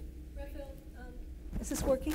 Can I add also that if you're on the Parkway, you get priority in the queue, because we do want people to come to the Parkway. That was one of the early motivating features of the work. Are you finding that that's been successful? I mean, I was at the opening night and I thought that was very successful. But are you finding that that has continued to be successful? There are people there every night, and even in the rain, people drive in and they sit in their cars like it's a drive-in movie and park their cars at Eakins Oval. So it's we had this idea of an outdoor living room, and it's working. People love it.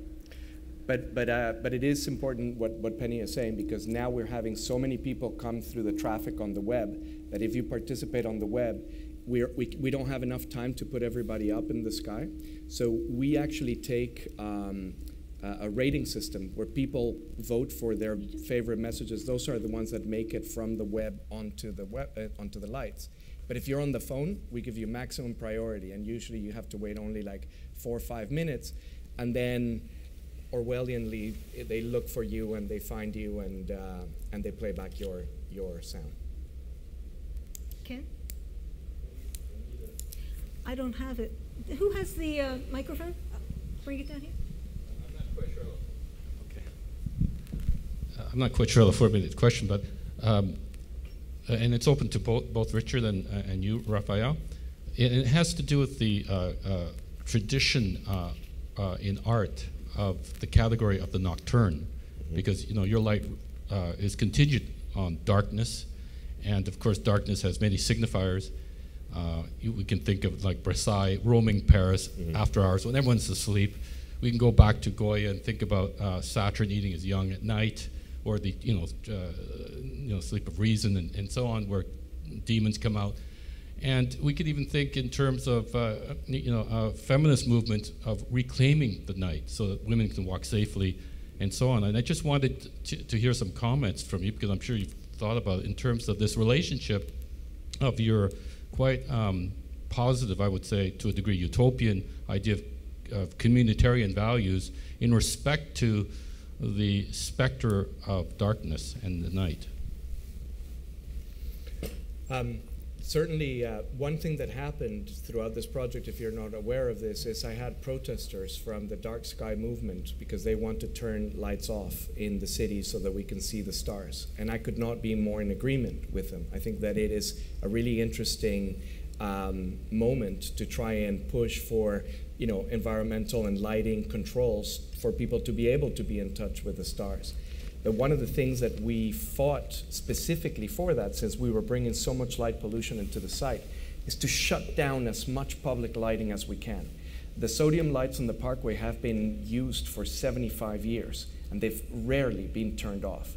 So we finally convinced the city to let us, the traffic and park division, to turn off as much lighting as the 21st to Econsovo and create this darkness. And an opening night, we got 1,000, 2,000, 3,000 people, and then the next days the lights came back on, and the argument that the city was giving us for not turning them off is because of safety, right? And to me, safety is when you're with 2,000 people occupying space, right? That's when safety happens.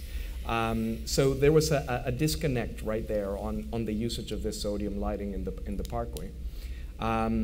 I do believe very much in public takeover, and I am concerned by this idea that this technology that connects us to others is in fact setting us apart from them. I think that there's a tremendous amount of isolation and loneliness that happens not just because of people listening to their own iPods. Even the phone, we used to have the phone on our ear and our eyes were open, but now we all just stuck in this Ouroboros, just sort of having this internal dialogue, and we need opportunities for connective practice. And by that, but just one thing, and maybe this can come up to you, Richard, too, is I am very uneasy about the word democratic with my work, because the word democratic has a certain veneer that sometimes it sounds very Mexican, for example. It sounds like it talks about a certain kind of exhaustive representation, which is not what I'm trying to do. I'm trying to foster and love intensely eccentric and useless participation, as something that needs to be highlighted. So I'm not trying for everybody to participate. It's more like, yeah. Well, so because you referred to this in your talk, and it's come up a couple of times. I think the term democracy is problematic, as is the term public, because we don't want to universalize that either. Let me be clear in the kind of thesis or argument that I'm making, that I take democracy as something which is not a given, it's an aspiration, and it's something that has to be struggled for, and has a very, in a way, problematic history in the way it plays out in different countries. So in that little timeline that I showed, I'm not, let's say, technically arguing that Mount Rushmore is a democratic monument. It's a monument that had political aspirations that in a way appropriated certain aspects of the American project. But in what I showed, if you move towards the end, the names Project AIDS Quilt, work of Krzysztof Wadiczko, others, you see a kind of eclipse, an interesting eclipse in my mind, where I'm arguing that the fixed monument in space has become radicalized, and the notion of the inhabited forms of nature of the trail has become more and more conventional. That's really because that actually is a much more comfortable fit, at least with American democracy, this kind of participatory space. So I think that what we see, if we look back to, as Ken has alluded to, the emergence of this idea of public space with cities like Paris, that there was an idea of the public which was still extremely exclusionary. The space was made that was safe for people of certain classes, people of certain genders, and what we see happening, let's say, more in North America, that as people got more and more rights through democratic action to occupy public space, more and more people chose to recede from it because they couldn't deal with difference and with actually hybrid communities. So that's where I think participatory and kind of forms of art engagement are struggling with, because we actually, that people do not know how to be public. And it's not just a problem of technology. Technology is only maybe helping accelerate that. This is a phenomenon that happened before smartphones, where people just are not comfortable being out in space with others that are different than themselves. So So I want to be clear that this concept of when I say democratic monument, I mean monuments that are not retrospective, that are perspective, that actually are aspirational, and that are connected with this very agonistic idea of democracy, which is an aspiration which can actually never quite be fully achieved.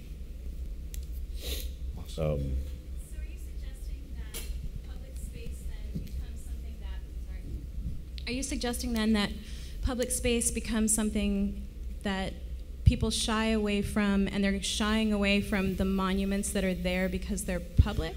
Well, what I'm saying is that there is no such thing as a universal idea of a public space. Many people go shopping at the mall, and it has public aspects. It's not legally public, right? Right. Even spaces we call legally public, like parks and streets, have certain protocols and controls.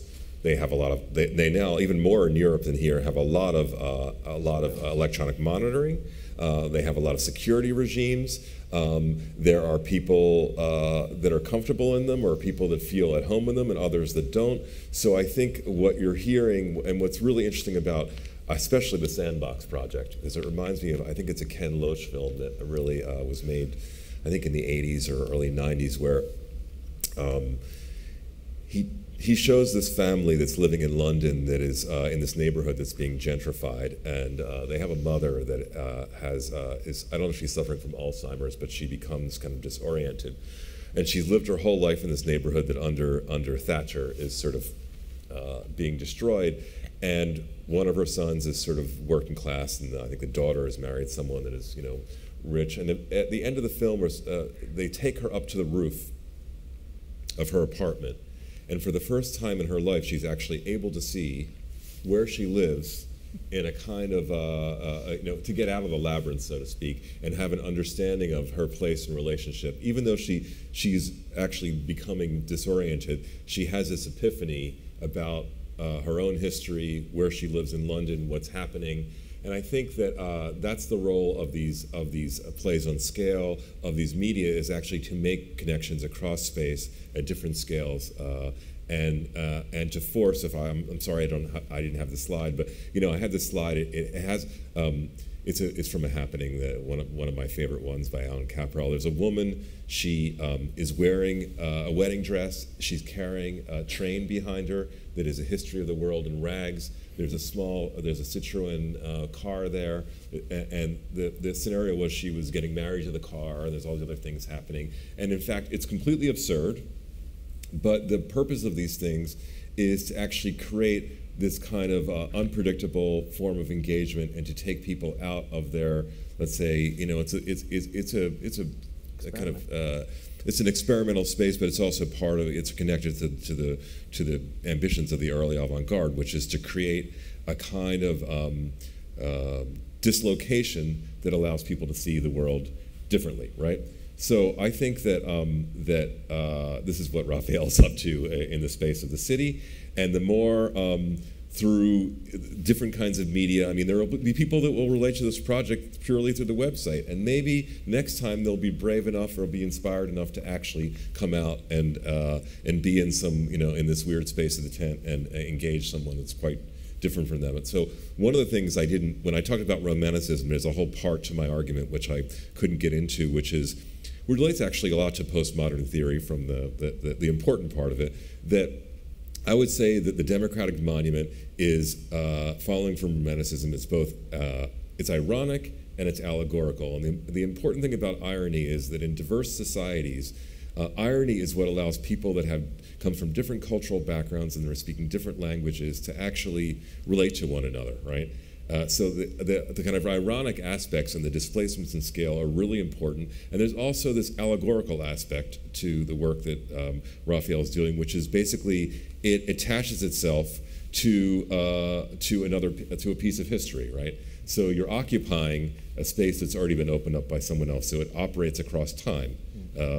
So we're operating now in a space, in a failed utopian space of the 19th century. Let's be clear that the Parkway is one of many in the United States of these kind of grandiose European projects that were intended to be kind of, they really thought people were going to be, it was going to be like the Champs-Élysées there, right? That there people were going to be, promenading, and they were going to have a subway, and it was going to be, Boston has one. I mean, I could give you all over the country we have these failed kind of utopian projects, which, in order to be successful, need to be, in a sense, reimagined through the kind of work that we're seeing now, so that people actually feel comfortable going there as opposed to going to the mall where they're very comfortable.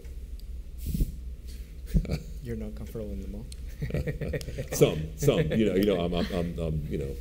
I'm bringing that up because there was a critic in the Philadelphia Inquirer that made a very sharp critique of the project, saying it reminded him of the opening of a mall. And I have to say, well, A, what's wrong with that? Because, in fact, the Hudson Fulton celebration that I showed from 100 years ago, a whole part of it was initiated to compete with Coney Island and with popular entertainment to actually bring it back into the space of the city and to have people understand the history that they were living. So I don't see anything wrong with just like we saw with Charles Wilson Peele, with mixing the high and the low. When they broke up the Natural History Museum in Independence Hall, then it went to Baltimore. When they broke it up, a piece of it went to the Peabody Museum at Harvard for the high culture, and the other piece went to Barnum. So I think we really need to understand that for works of art to be truly public, they need to engage on all these levels. Speaking of, I guess, the role of public engagement versus isolation, my question pertains to, I suppose, ignorance of the project itself. When I first encountered your project, I was on my roof deck on Fairmount and had no idea what was going on. I think you were just teching the lights at that point. It hadn't really debuted. But I suppose I wonder, how do you expect citizens or residents who are completely ignorant of what is going on with the arts and culture in the city to interact with the project? How do you expect them to interpret it? Do you expect that they will ultimately engage with it, become curious, and discover what's going on, or? Yeah, I mean, it's a combination of all of the above. I mean, you want to, on the one hand, have a good program of activities such as the one that we're in today to sort of inform people. Also, word of mouth oftentimes works to make this kind of thing happen. One of the things that you can do when you send a message is you can send it to somebody else. And instead of that message going directly to that person, it first goes to the lights in the sky. And that's connective, so it helps sort of spread the word about it. And ultimately, this is one of the reasons why the projects need to last for a few weeks. If you only have it for a weekend, it becomes this cathartic moment. People don't find out about it, and then you just don't build the intensity that we're starting to see. Like right now, open air is just beginning to get the traffic that we want.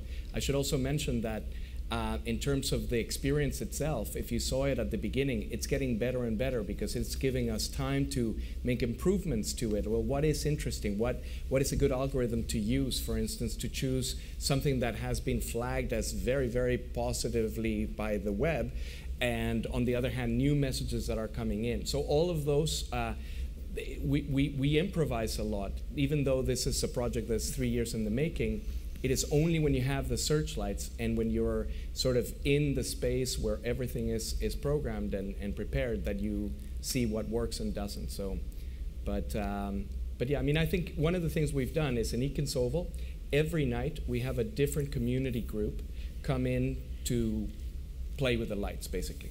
So one night you might have Hispanic Heritage Night. Tomorrow is Ubu Night. I don't know if you know Kenneth Goldsmith, who's an incredible American poet. He's coming here. He actually teaches at UPenn, I think. But he's coming down to the piece, and we're having a lot of Ubu content there. Other times we have homeless. We have everything from seniors to young poets. So we're trying to have this kind of activities to sort of activate it, make sure that the people who participate are diverse. Ultimately, I do so knowing full well that this should not be the United Colors of Benetton, right? Like it's important to make that effort, but ultimately there's reasons why some Mexicans may not want to participate, and that is because they may, it asks you for your name, it's like you may not be legal, so you don't want to participate. I have one more thing to say about that, and that's the notion of politics, because one thing that is surprising so far in this project is, despite the fact that tonight we have a debate, there's very little political content, like directly about political, in general, yes, but it's specifically about the elections. I'm not seeing very much of it, and I find that really curious. Well, why exactly are people doing that? In a way that... Have you seen the voting patterns of people in Philadelphia? There's not much discussion. No. Was the upcoming election part of why the project was scheduled at the time that it was, or? Not really, but the notion of free speech, as abstract a concept as it is, and as much as a platitude as it may sound to all of the Philadelphians who get, you know, this being told over and over again about, you know, everything from Quaker dialogue to free speech to, you know, there's something to be recovered from that, and then turn around and say, how do we materialize? How do we visualize free speech? How do we make that evident in the city? And that kind of beacon of openness is what, as a utopian project, Open Air is trying to do. And I realize that it's naive. It's okay. You know, like, I have other ideas. But for Philly, I wanted to say, there is this tradition of free speech. Let's do something out of that. Because I think that we're taking it for granted. But for instance, Richard was mentioning how a shopping mall is not a public space, it's not a free space. Neither is the internet, for instance. As you all know, there is enormous amount of media consolidation. In the 70s, there were 73 different companies that constituted the mainstream in the United States. Today, it's 5. 5 companies, 5 group of interconnected individuals make the calls over what we call mainstream. I agree that the internet is bringing some new ways to participate and to advance democracy and whatever, but at the same time, we're seeing this massive consolidation of private interests and the curtailing of basic freedoms, like the iPhone, right? Like, I'm working with the iPhone, but I detest that it is Apple who decides what goes in it and doesn't, you know, because the day that that company becomes like ExxonMobil, which is basically 2 months ago, you know, like, all of a sudden they're not responding to the general interest of people. So it's a good time to talk about free speech, I think. I think Ken has a question for a while. Sorry. First of all, my view is that if people are apolitical or anti-political or political, here's the mic. They've actually become depoliticized. I think that's the deeper problem. But I had 2 questions. One was for you quickly. Was do you know the example of James Lee Byers' World Question Center, which was kind of an amazing early work of public access TV, in which he was just sit there, and then people would call in and welcome people calling in, and people called in, and they'd say, hey, what's this show? What are you doing? And he'd go, thank you for your question. And then the next person would come in and say, I don't get this. Am I supposed to get, thank you for your question. And so on. It's very funny, but it just kept going like this. It's very kind of an example. I had a question in terms of just riffing off Richard's fantastic talk, which was that you know, the idea, especially your points about the Emersonian idea of the pastoral, I guess, and so on, as being the real kind of monumental, embodying the real monumental. Well, and why it's so important, because there isn't the kind of recorded history in the United States to claim. Right? Symbology in difference to, you know, the very long kind of vertical history of Europe, and so I was. The pastoral monument would be horizontal, right? Somewhat dispersed, somewhat synchronic in the sense that you have many individuated experiences, but they're synchronic and dispersed at the same time. And I was wondering whether you know, that's pastoral now in terms of the idea of the network, the idea of the interface. Yes, it's in some ways a problem, because of the technology, because of the suburbanization, broadly speaking, of the city, we have a kind of disaggregation of engagement, and so you see this actually also represented in the form of monument making. Look at the mall in Washington, which is like a in miniature, you know, you look at the Washington Monument. The most recent presidential monument was the FDR Memorial, and it's basically a landscape trail. It's a narrative, right?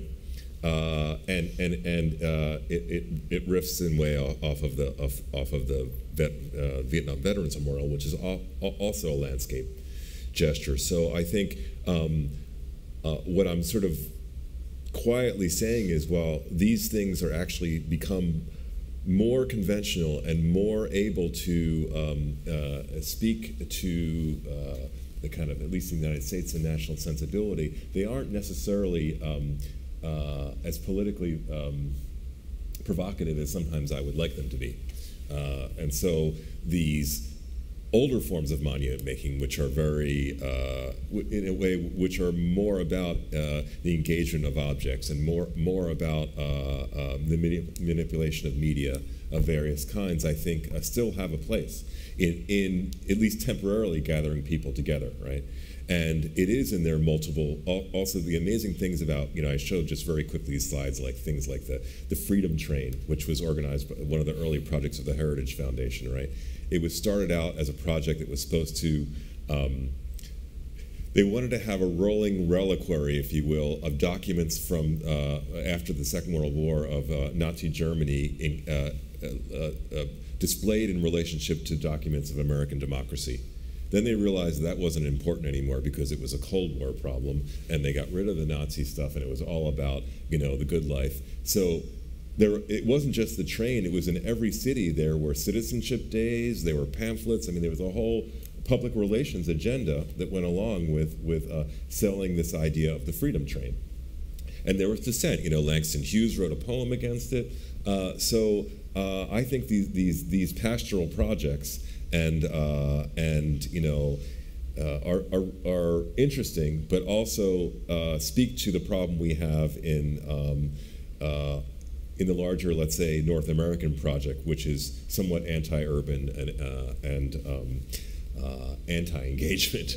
But totalitarian states also give a bad name to the traditional. Yeah, that's what I was saying. That's what I was saying, that basically that became a kind of verboten, if you will, or a kind of mode of, and that was what was interesting about the moment of postmodernism in the 80s, when people were actually allowed themselves to re-engage some of these forms which were thought of as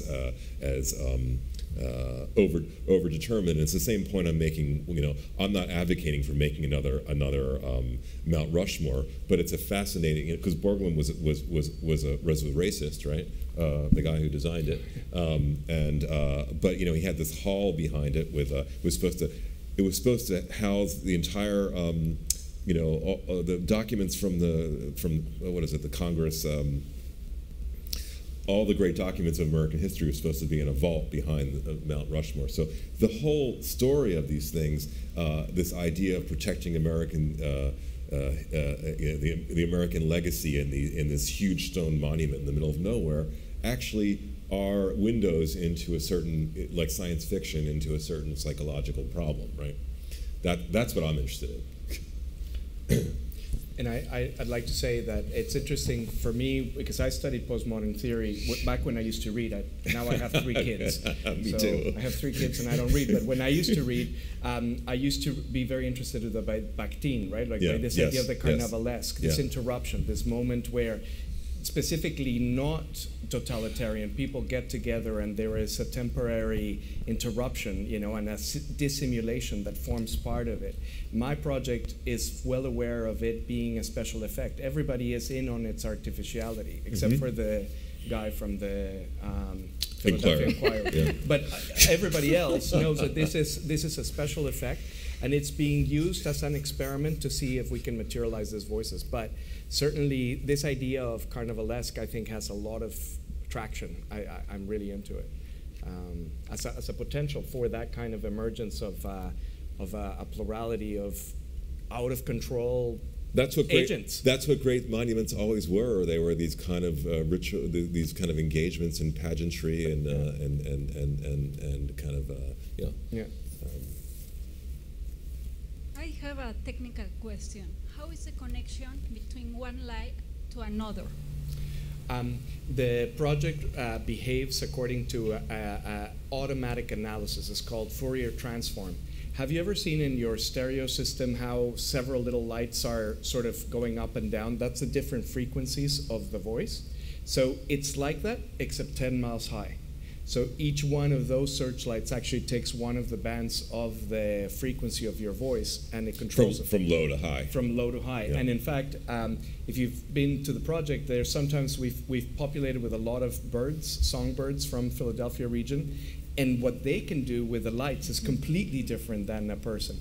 Also, if you watch it for long enough, I mean, you know, it's my project, so I'm like freaking out over it. But if you watch it for long enough, you can tell men from women, or you can tell like a good recording from a bad recording. There's a lot of analysis going on with the piece, and then the position is oftentimes also related. So we're analyzing for volume, for frequency, and for intonation.